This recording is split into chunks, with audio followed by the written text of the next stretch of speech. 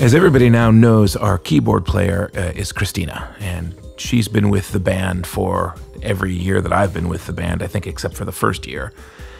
Well, Christina's father was a scientist, but he did a lot of work during his career doing top secret military stuff.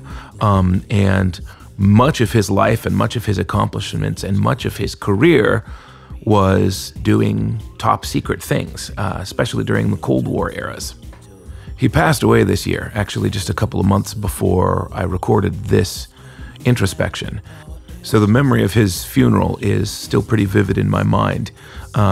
He died with full military honors. They folded the flag over his grave.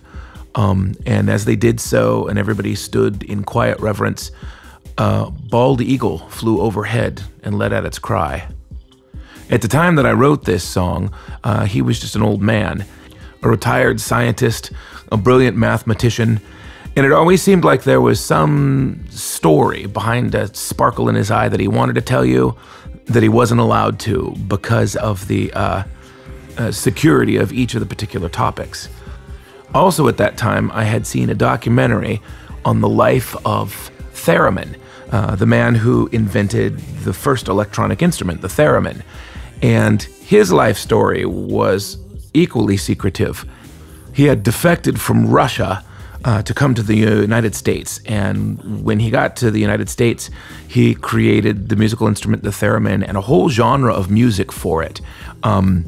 These orchestral pieces, the playing of this instrument was very, very challenging as it worked on radio waves, and the position of your hands changed the tuning and the volume of the instrument, and the size and shape of the room you were in changed the tuning and pitch of the instrument. So the position of the orchestra around you and what they did could affect it. So it was a very challenging instrument to play. But nonetheless, he created a whole musical movement around this, and this beautiful and creepy sound that you can still hear in soundtracks and styles of music today all came from this man. Well, after a few years, the people in the Russian government that he had worked for wanted him back, and they found him, and they took him out of the US and put him back to work in the secret labs in Russia.